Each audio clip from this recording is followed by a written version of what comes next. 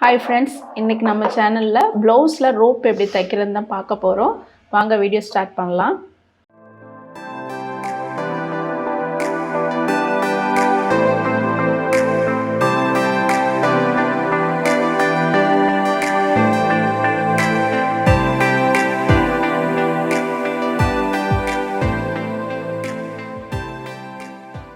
இப்போ அதுக்கு தேவையானது துணி 2 இன்ச் அளவுக்கு நம்ம அகலம் எடுத்துக்கலாம்.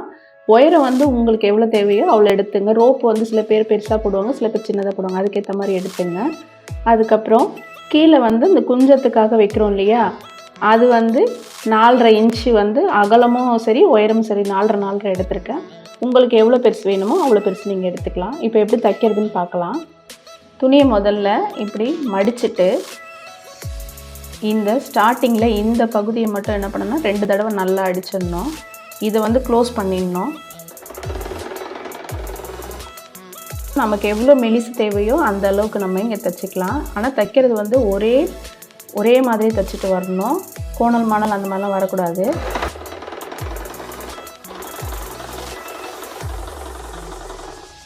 இப்போ அடுத்ததையும் தைக்கிறோம் பாருங்கள்.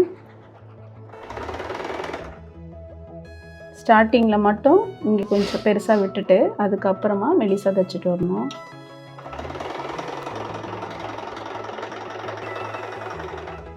இப்போ இதை எப்படி திருப்பதுன்னு பாருங்கள்.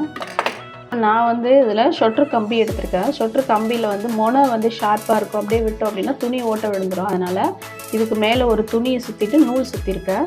இப்போது இந்த பகுதி நம்ம இங்கே தச்சு வச்சுருக்கோம் இல்லையா, இதுக்கு உள்ளே இப்படி விட்டு இந்த துணியை இப்படியே நவுத்தணும். உள் பக்கமாக இப்படியே விட்டு இதை இழுத்தீங்கன்னா அழகாக வந்துடும்.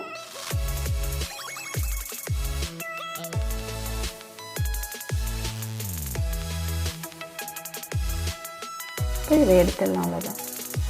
அதே போல் இன்னொன்றையும் திருப்பி காட்டுறேன். நீங்கள் வேறு ஏதாவது கம்பி இல்லைன்னா பெரிய சைஸ் நீடு இல்லை அந்த மாதிரி இதுலேயும் நீங்கள் இந்த மாதிரி செஞ்சுட்டு திருப்பலாம். இப்போ 2 ரோப்பையும் நம்ம திருப்பிட்டோம்.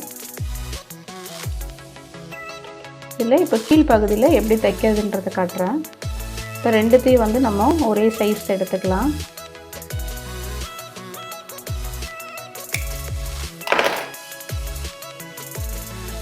இப்போ இதுக்கு மேல் பீஸ் நான் 4.5 இன்ச்சு 4.5 இன்ச்சு எடுத்திருக்கேன். அகலம் 4.5 இன்ச்சு, உயரம் 4.5 இன்ச்சு எடுத்திருக்கேன்.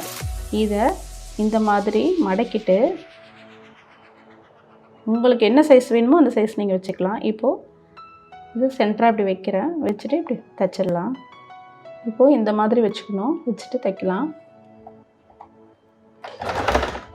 அந்த இடத்த மட்டும் நல்லா ரஃப் அடிச்சுட்டு கீழே வரும்போது இந்த பீஸை இப்படின்னு மடக்கிட்டோம் அப்படின்னா உங்களுக்கு பார்க்குறதுக்கு ஃபினிஷிங் நல்லாயிருக்கும்.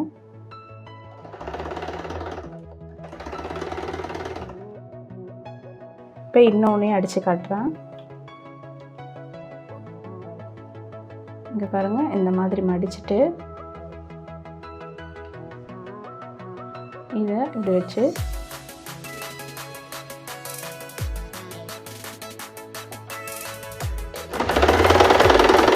இந்த இடத்த மட்டும் முனையை மட்டும் நல்லா ரஃப் அடிச்சுட்டா தான் உங்களுக்கு இது பிரியாமல் இருக்கும். அப்புறம் இங்கே கீழ் பகுதியில் இங்கே மடித்து தைச்சிடுறோம். இது ஒரே இந்த கீழே வைக்கிற துணி ஒன்று மட்டும் வைக்கலாம். அப்படி இல்லைன்னா அடுக்கடுக்காகவும் வைக்கலாம். இப்போ இந்த பீஸை லைட்டாக கட் பண்ணி விட்டுருவோம்.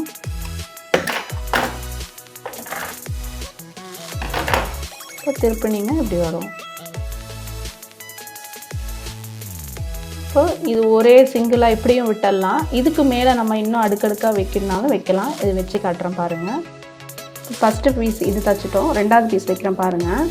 முதல்ல இதை இப்படி வச்சுட்டு இந்த துணியை லைட்டாக இப்படி மடக்கிங்க. மடக்கிட்டு இதை இப்படி மேலே வச்சு வச்சுட்டு வரணும்.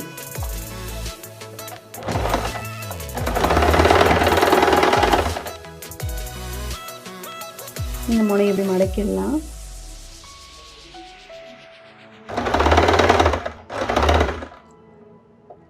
இது ஷைனிங் கிளாத்துன்றதுனால வழுக்குது.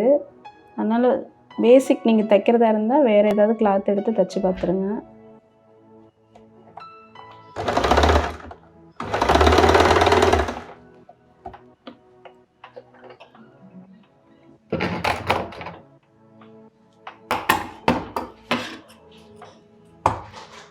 இப்போ இந்த பீஸை வந்து இப்படி நறுக்கிடுவோம்.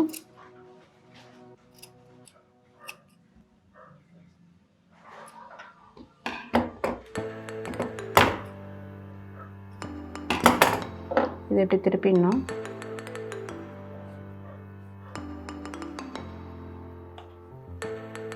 இதுக்கு மேலே இன்னொரு பீஸ் வச்சிடலாம். 3வது பீஸ் வச்சு தைக்கிறோம்.